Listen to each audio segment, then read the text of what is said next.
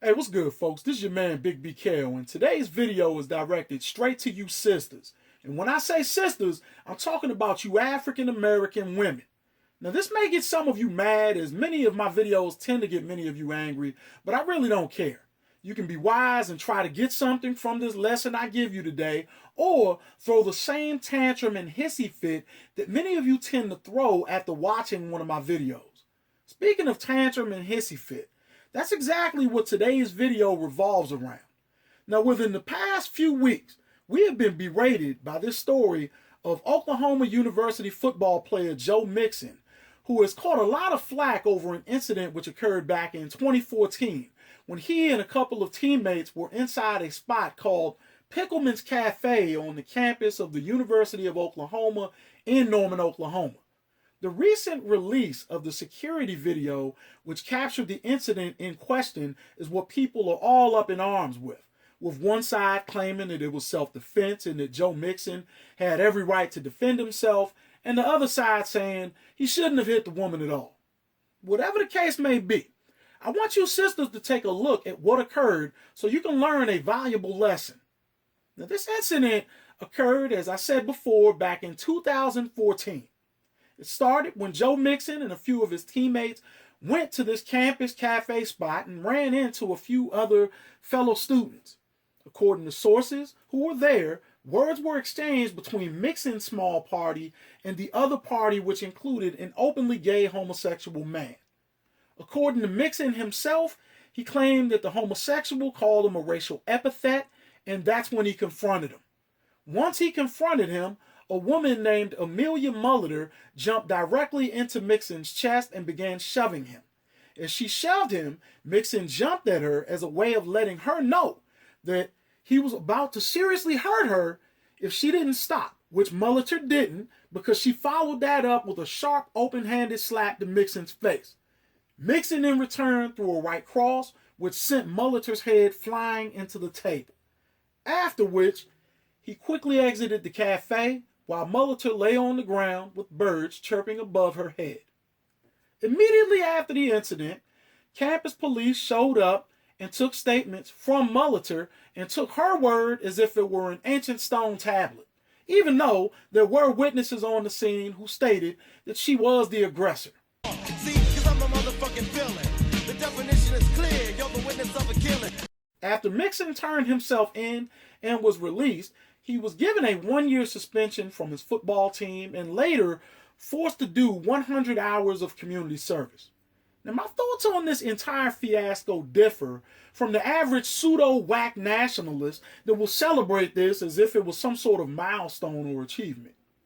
Personally, I feel that Mixon used extremely poor judgment, and I do acknowledge the fact that he was 18 years of age when this incident occurred.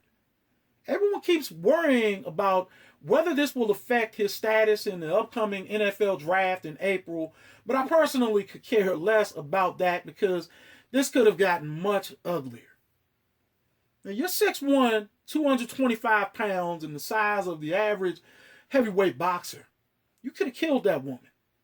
Now, that punch broke her jaw, but as she lowered her head slightly as the blow was coming, it could have went right to her temple.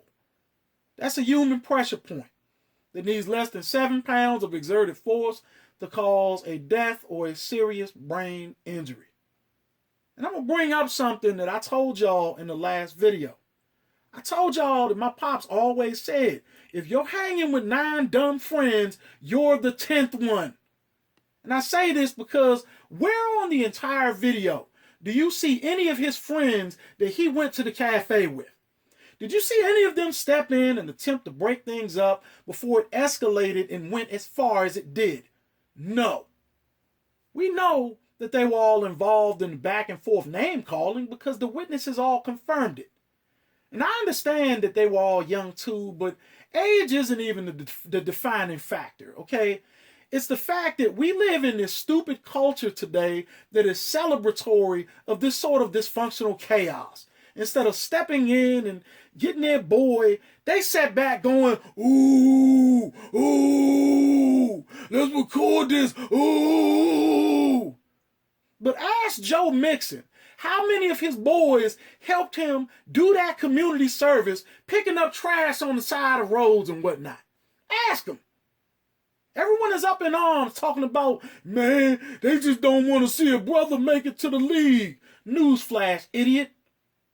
That's a dumb thing to say, because 95% of all the running backs in the NFL are black, meaning that they'll just get another Mandingo to be their racehorse.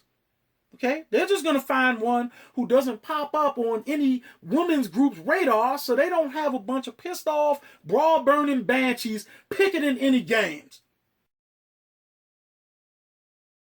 Now, that white girl that you went hands of stone on could have easily lost her life. And then you wouldn't have had to worry about getting all dressed up and snazzy for the draft, so the commissioner could call you up to the stage, because your biggest concern would be guarding your food in the mess hall. So when the commissioner is calling those names up to the stage one by one, like some slave auction this coming April, and you don't hear your name called, you need to think about where your ass could have easily ended up. And hitting that stupid chick definitely wasn't worth it, because look at the position that you're in now with the video being released nearly 3 years after it happened.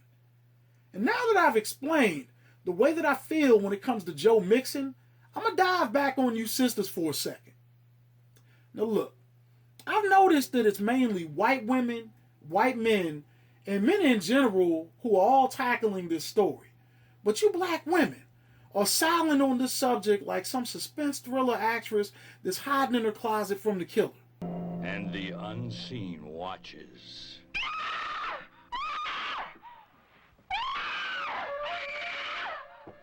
And no one should be more up in arms about this than you sisters, in my opinion.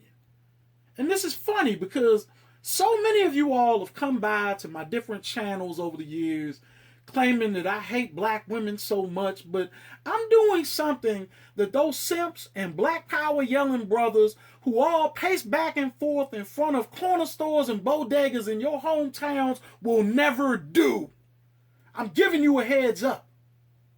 Now, this white chick that Joe Mixon knocked out, Amelia Mulliter, if you'll notice, this woman is considered by all the white folks in that neck of the woods down there in Norman, Oklahoma, as trash. She is even called such by most of the white women who have tossed their pennies in the kettle on the national level. In fact, all of their stories sound the same. The woman is a drunkard. She is a ditzy barfly. 1 or 2 shots of liquor in her system is like igniting a fuse. All the accounts measure up to what we saw on that video. Now here's where I'm going to mess you sisters' heads up. Are any of those white folks, and mainly white women who have voiced concerns over this incident, telling everyone, don't judge her, don't call her an alcoholic, don't say she a lush, don't bring up her past run-ins with the law? Not at all. If you'll notice, the whites who chimed in on this separated themselves from her. Take me. You know I'm always ready for when you want some loving. Get the hell out of my way. They refuse to vouch for Amelia Mulliter because they do not want her conduct to reflect on them as a people. All their focus is on Joe Mixon. They look at him and say, nigga, you should have known better. When it comes to Amelia Mulliter, they do not expect anything less than the shameful character which she has already exhibited. That cracker. You sisters better wake up. Stop allowing yourselves to be represented by trash.